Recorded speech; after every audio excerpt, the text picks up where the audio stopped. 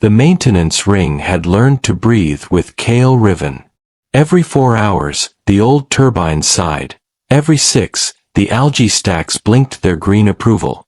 Once a day, the outer hull popped as temperature differentials worked their way through tired alloys. Out on the edge of Aura's pale gas giant glare, the ring was a patient animal that asked little of him. Scrub a filter, tighten a seal, whisper back to the diagnostics when they stuttered through their loops. It was the closest thing to peace he had managed in 7 years.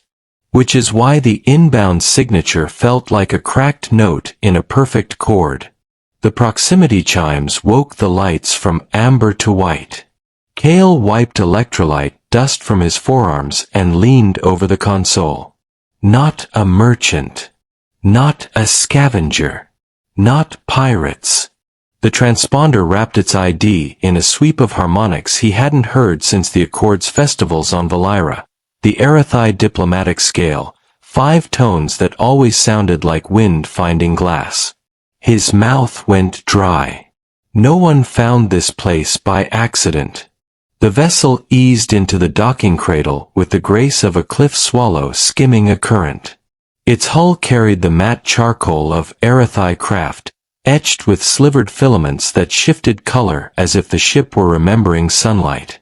2 honor guards emerged first. Helms like swept feathers, armor that whispered rather than clanked. Between them, a figure paused in the airlock threshold, backlit by the ship's interior glow. She did not wear a crown.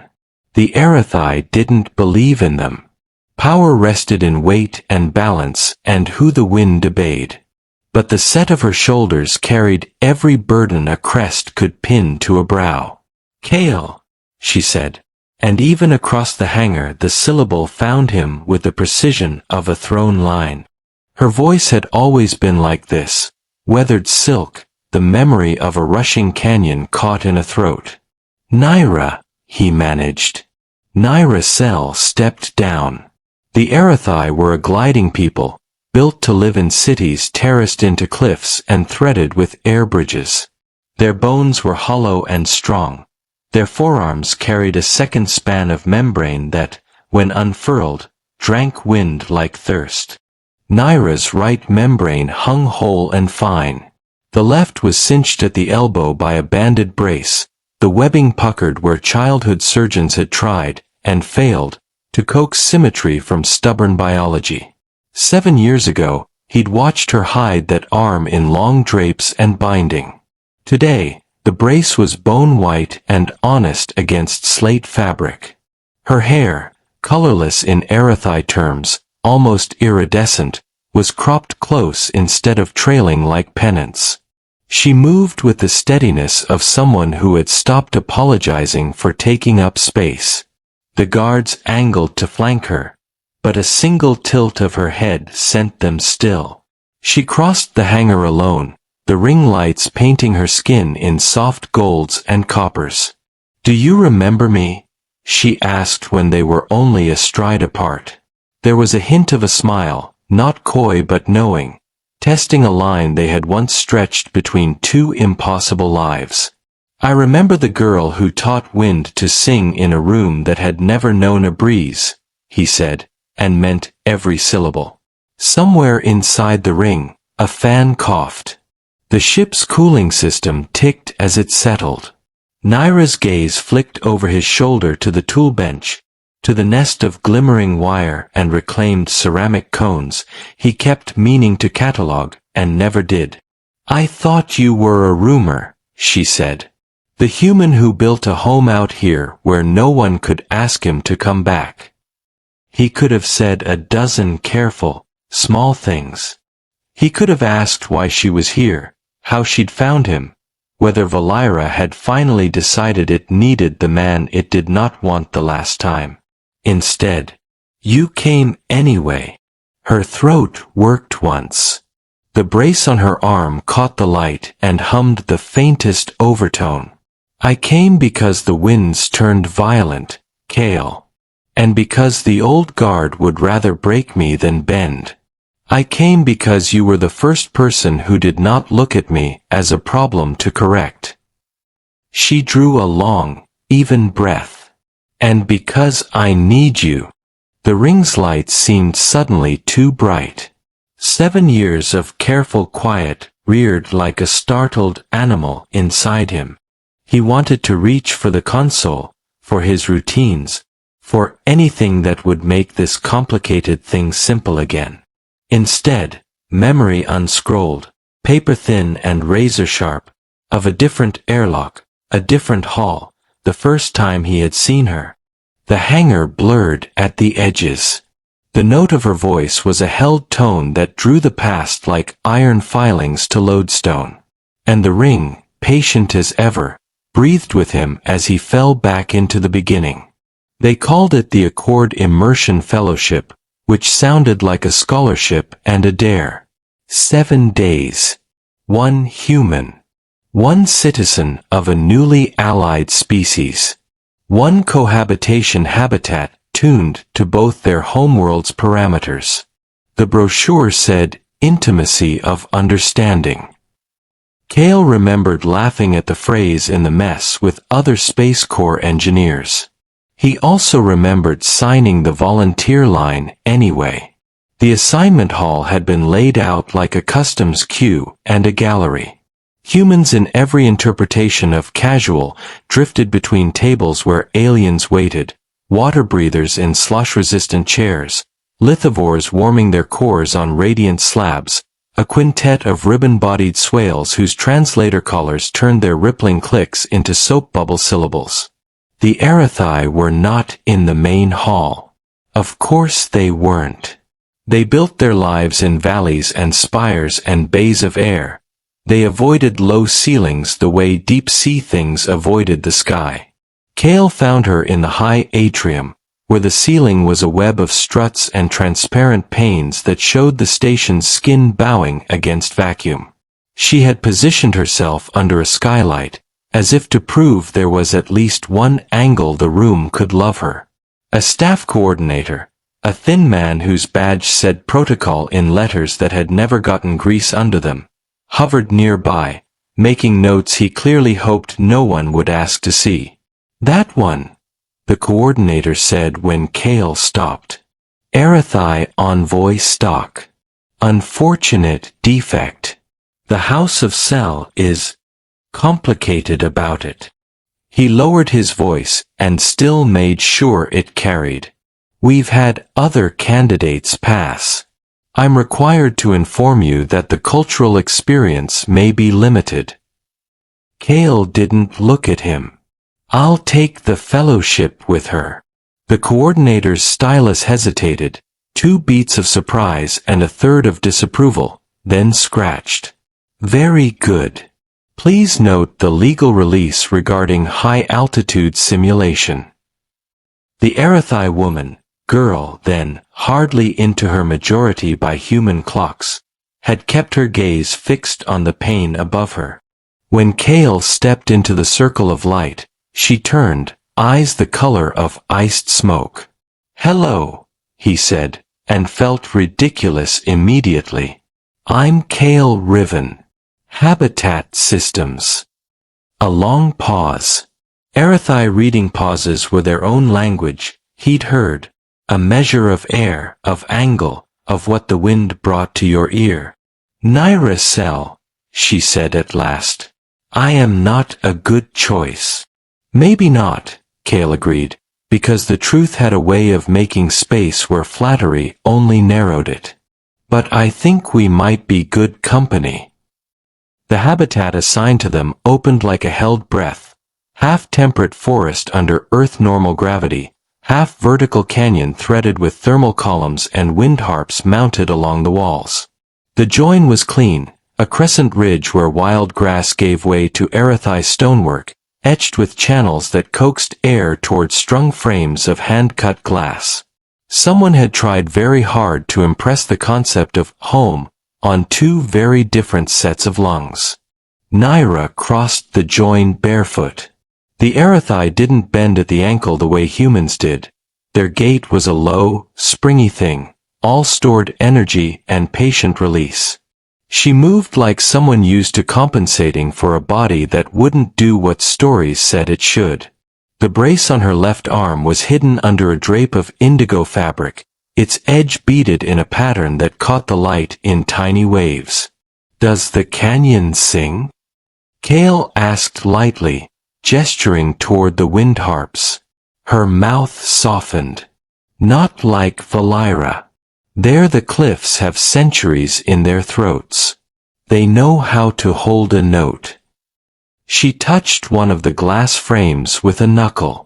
It answered with a thin, uncertain hum. "Here the air is new.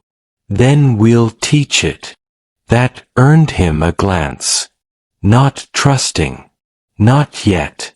But warmer than frost. The first day moved carefully. He explained the habitat systems not like a tour guide, but like a person introducing a friend to another friend. Bioreactors that ate waste and exhaled oxygen, the canyon's programmable thermals, the sensor mesh that could thicken or thin the air like kneading dough. He did not ask about her arm. He did not ask why the House of Cell had sent a ground-bound daughter to an initiative built around air. She slept in the high alcove that opened on the canyon's upper ledges, where the night cycle breeze found its way without being told. He took the forest-side hammock 3 meters above the ground, where the leaves had been tuned by someone with a poet's ear to clap very softly at the edge of sleep. On the second day, she found him by the canyon wall with a spool of reclaimed filament and a scattering of ceramic cones. "What are you doing?" Naira asked. "A little less careful, this time." "Cheating," Kale said. "If the canyon won't sing, we'll give it a throat." He held up a cone. "Back on Earth, there's a kind of mending, sashiko. You stitch the weak places on cloth not to hide them, but to make them strong and visible at once." He fitted the cone into a gap in the glass frame. "I wondered what it would sound like if you mended wind." "You brought sewing to air," she murmured, and something like amusement feathered her voice. She stepped closer. "The intervals should be narrow here. The Arathi fifth is tighter than the human one." Her right hand hovered, then settled, the long fingers sure on the frame. "Here. And here."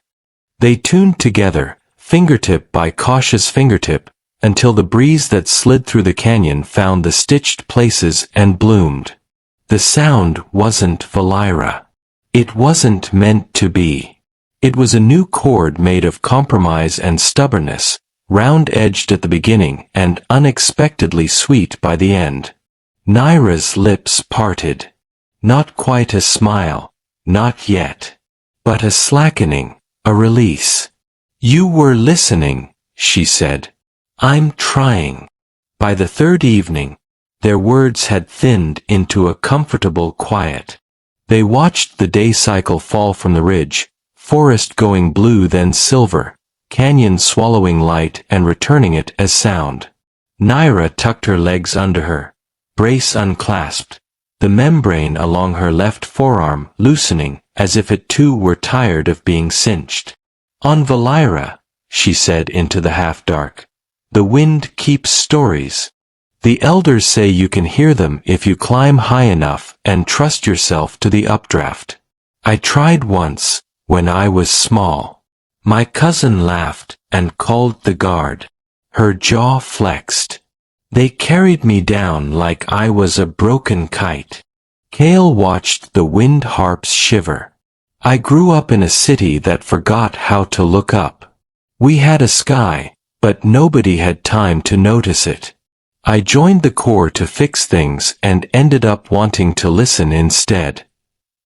Naira breathed out, a sound that could have been approval. Or relief. "The wind does not keep only the gentle stories," she warned. "Sometimes it cuts."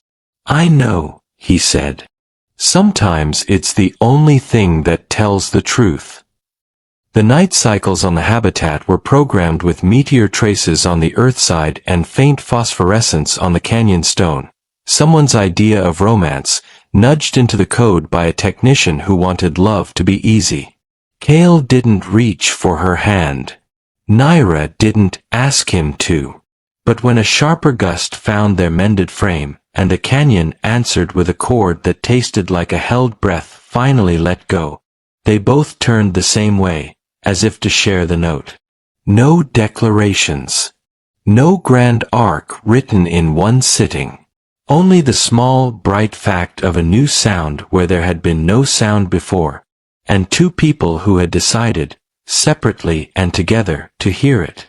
The wind, such as it was, carried the moment away and kept it, the way all good winds do. And somewhere above the skylight of a station atrium, a girl who had been called a mistake lifted her face to a pane and saw the sky and believed, for a heartbeat, that it might someday belong to her after all. The days folded into each other like sheets drying on a line, slow and unhurried, but always tugged forward by something unseen. By the fourth morning, Kale woke with the rhythm of Naira's movements overhead, her dawn ritual of stretching each arm to the edges of its range, membrane to the light. The brace whined when she pushed it, the sound sharp in the quiet. She didn't apologize for it. Not anymore. Kale spent his hours coaxing the habitat systems into tricks the designers hadn't intended, adjusting airflow gradients, tuning the canyon's artificial currents until they carried tones like questions waiting for answers. Naira watched him sometimes from a ledge above, chin propped on her knees, as if memorizing the shape of his patience. On the fifth day she asked, "Do humans believe the air remembers?" Kale paused with a wrench balanced between two knuckles. "Depends which human you ask.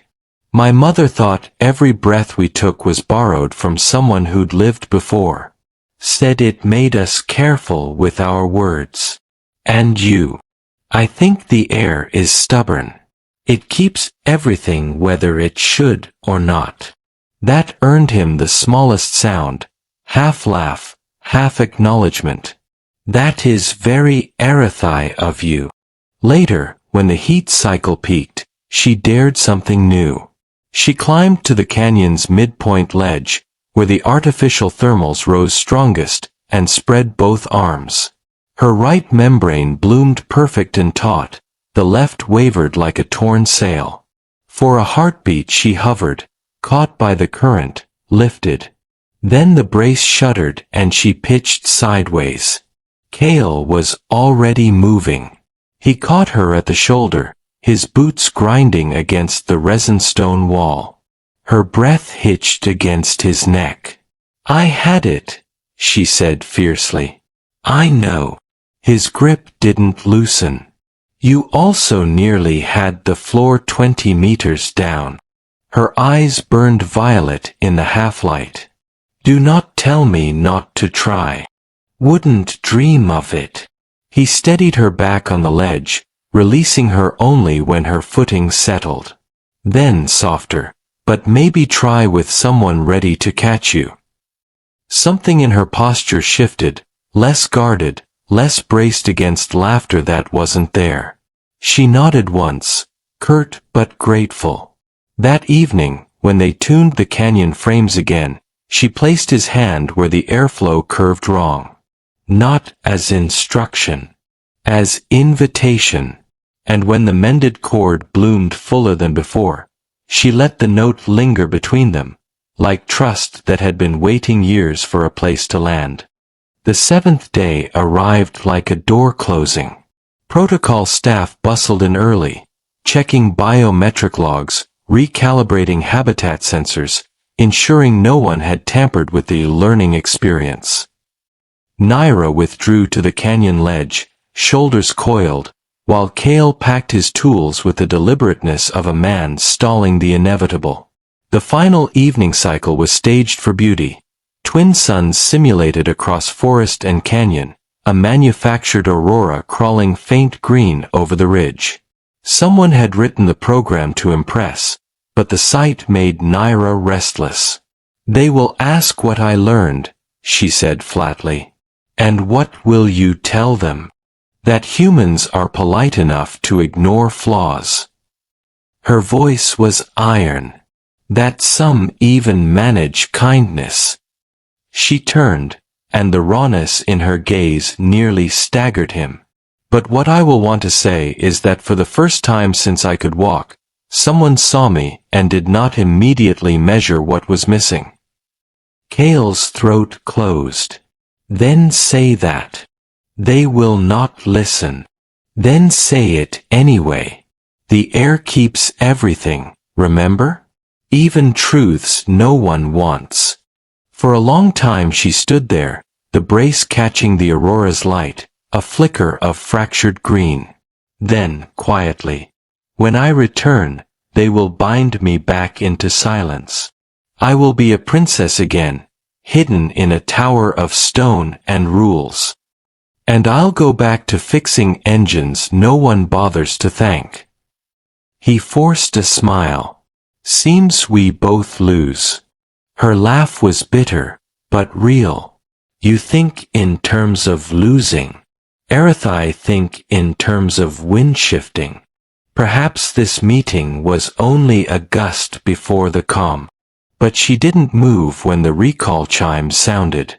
She stayed at the canyon's edge with him until the last possible moment, until the staff's impatient coughs echoed from the forest side. Only then did she step close enough that he smelled the resin oil in her hair and the faint metallic tang of her brace. "Kale Riven," she said, each syllable a weight. "Do you remember me?" He swallowed. "I will." Not the answer she wanted, but the one he could survive giving. Her hand brushed his, once, a whisper of contact like a string plucked too soft to sound.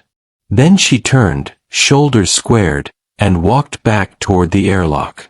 The canyon's stitched notes hummed after her, carrying a chord of unfinished things. Kale stayed until the habitat lights dimmed, until the artificial stars began to fall across the glass ceiling. When the staff sealed the habitat for cleaning, the wind still sang.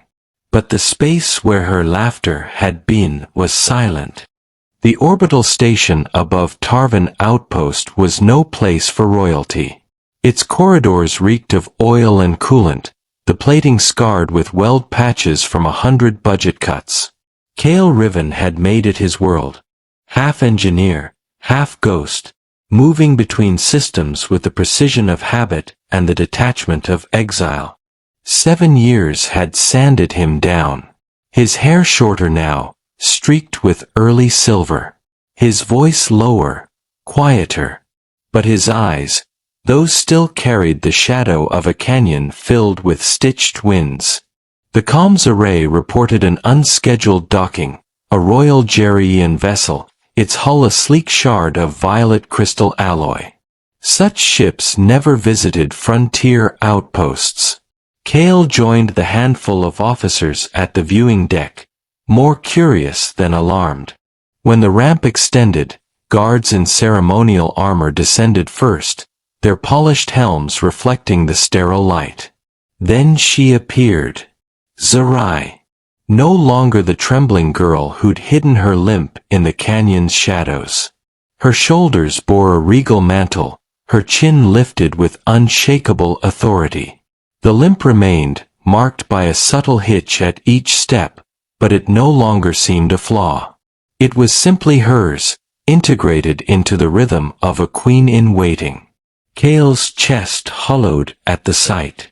7 years collapsed into a breath, memory and present colliding with violent tenderness. "Engineer Riven," the officer beside him muttered. "You look like you've seen a ghost." He almost laughed. Not a ghost. A storm returning. Zerai's gaze swept the hall. It slid past the assembled officers, the crew, the station commander, then found him. Froze. 4-1 suspended heartbeat, neither moved. Her guards shifted, sensing tension, but Zerai lifted a hand and silenced them without a word. "Kale," she said. His name spoken aloud after 7 years cracked something deep inside him. He wanted to look away. He didn't.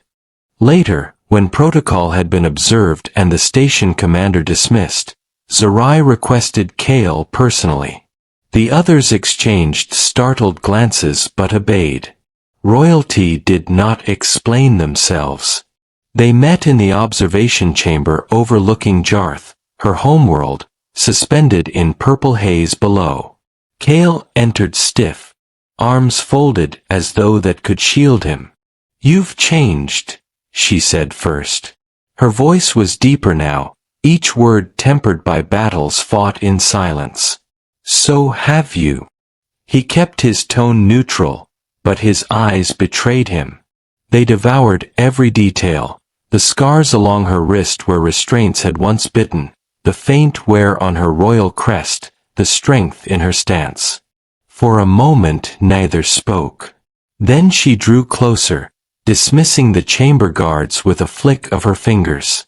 Alone, her composure cracked just slightly. "I did not come across half the galaxy to exchange pleasantries," she said. "Jarth is broken. My father is dead.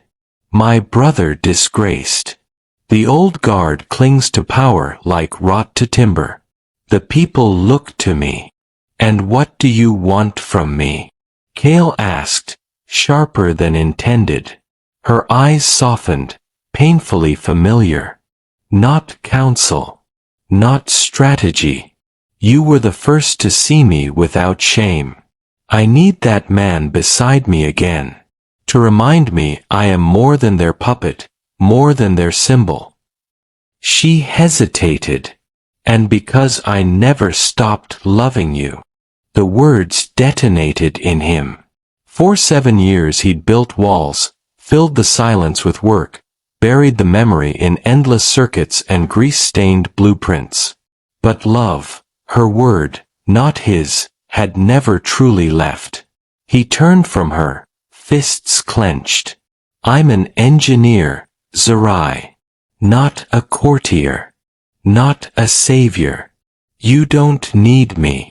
Her voice trembled, but with fury, not weakness. "You think I braved exile and blood and war to beg for a convenient alliance? I came for you.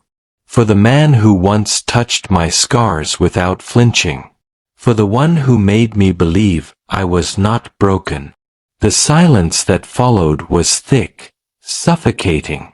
Jarth spun below, its crystalline veins catching the starlight. Kale's voice, when it came, was almost a whisper. 7 years is a long time. "Yes," she said. "Long enough for me to grow strong. But not long enough to forget." She moved toward the exit, her cloak brushing the steel deck. At the door she paused, glancing back only once. "My ship departs at dawn. Think on it, Kale Riven. If you still remember the wind." The door sealed behind her, leaving him alone with the planet's glow and a heartbeat that refused to steady. The central plaza of the royal city was filled beyond capacity, violet-hued citizens crowding beneath the towering crystal spires. Their voices blended into a restless hum, expectation heavy in the air. When Zerai stepped onto the high balcony, a hush swept through them like a tide retreating to the sea. Her limp was visible, every step deliberate. She made no effort to hide it, no cloak, no trick of movement to disguise what she was. Her crown gleamed in the crystal light, but her eyes were steady, her posture unshakable. Ethan followed a step behind, close enough to guard her, far enough to respect the moment. "You see before you a woman the old regime deemed unworthy," Zerai said, her voice ringing across the plaza. "They hid me away, told you I was cursed, a shame to the royal bloodline." She gestured openly to her damaged leg, the polished prosthetic attached beneath her gown. Yesterday they tried to cut me open, to fix what they thought was broken, or kill me in the attempt." Murmurs rippled through the crowd, anger rising like distant thunder. But her voice only grew stronger. "I am still here. I am unchanged. I am unashamed. I do not stand before you as perfection. I stand as proof that difference is not weakness, that scars are not shame, that survival is not failure but strength." Ethan scanned the edges of the crowd, unease crawling over his skin. He saw figures moving against the flow, dark uniforms pressing forward, too purposeful to be innocent. His heart thudded. He signaled discreetly to nearby guards, tension building in his shoulders. "For too long," Sarai said, raising her voice, "we have measured worth by beauty, by purity of form, by the illusion of perfection. Too long we have cast aside those who were different, hidden them in shadows, erased their voices. No longer. As your queen, I will create a Jarth where every child, scarred, limping, marked, or whole, is seen as worthy. A Jarth where no one hides." The glint of metal caught Ethan's eye. Instinct overtook thought. He lunged forward just as the assassin fired. The pulse shot grazed his shoulder in a blaze of searing heat, knocking him sideways. He dragged Sarai down with him, shielding her body with his own as shouts erupted across the square. Guards surged, tackling the attacker, but panic rippled through the citizens closest to the blast. Ethan gasped against the pain, but when he tried to rise, Sarai's hand pressed against him. Fear and fury burned in her violet eyes. He expected her to retreat to safety. Instead, she pulled free of him, straightened, and strode back to the edge of the balcony with her head held high. "Is this how they resist change?" she cried, her voice cutting through chaos like a blade. "With assassins? With cowardice? With fear?" The crowd froze, attention snapping back to her. Even as guards tried to shield her, she stood forward, unflinching. "They do not fear my policies. They do not fear my throne. They fear me. My very existence terrifies them. Because I am what they cannot control, a queen who has known rejection, who has lived in shadows, who has been deemed unworthy. That is what they cannot allow. That is why they strike." The roar that followed was not confusion but power, thousands of voices lifting her name, her cause, her right to rule. The assassin was dragged away. Guards held the balcony firm. Ethan, half kneeling in pain, watched her standing there, tall against the storm. In that moment, she was no longer the trembling princess he had once held in a quiet forest. She was a queen carved from fire. The assassination attempt solidified what words alone could not. Within days, the last wavering houses pledged loyalty. The crown was hers, not by tradition, but by the will of the people. 3 months later, beneath the singing resonance of the Crystal Cathedral, Sarai was crowned. And at her side, in defiance of every protest, Ethan was crowned with her. For the first time in history, a human consort stood equal beside a Gerryian monarch. Yet power did not erase their scars. Not hers, not his. The wound in Ethan's shoulder had healed, but it ached in the cold nights. Sarai's leg was supported by the most advanced prosthetic Ethan could craft, but sometimes he found her sitting alone, the device set aside, her eyes distant as if listening to ghosts. A year passed. The kingdom flourished. Exiled children returned home, reforms spread, the rigid lines of blood and class blurred. But in the quiet spaces between duty, they still found the garden they had built together. A replica of the place where it all began. Half earth forest, half Gerryian crystal. A lake reflecting two worlds. It was there Ethan found her one evening. She sat at the water's edge, her prosthetic removed, bare legs submerged, toes brushing ripples into the glassy surface. The fireflies he had engineered glowed softly in the twilight. "You're hiding again," he said quietly, lowering himself beside her. She didn't look at him. Remembering.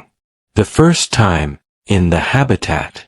How afraid I was. How certain I'd return to invisibility once it ended. 7 days, then gone. He reached for her hand, his thumb brushing her scarred skin. "But you weren't gone. Not to me. Do you regret it?" she asked suddenly. "Leaving your world behind?" "I miss small things," he admitted. "The taste of earth rain. The sky before nightfall. Coffee so strong it burned. But regrets? No. I spent 7 years regretting letting you go. I won't waste another moment on it." Her gaze softened, her eyes shimmering in the firefly light. "Do you still remember me, Ethan? Truly me. Not the queen, not the symbol, not the ruler they chant for. The girl. The one who hid her leg, who trembled when you touched her hand." He lifted her chin, his eyes steady on hers. "I remember everything. The princess you were. The queen you are. Every step between. How could I ever forget the woman who taught me to love with my eyes closed?" Tears broke from her control then, slipping silently down her cheeks. She leaned forward, their lips meeting in a kiss both fragile and fierce, a vow sealed not in ceremony but in memory, in survival, in love that had been tested by years and scars. When they parted, her breath trembled against his lips. "I remember you too. Always." They sat together as the night deepened, fireflies drifting like falling stars around them. The lake shimmered with reflected light, a mirror of two worlds and two souls who had once been cast aside. The cursed princess and the human engineer. Together they had rewritten not only their own fate but the fate of a world that had learned, at last, that imperfection was not weakness but strength. And beneath the stars, both real and artificial, their story closed not with an ending, but with a beginning remade.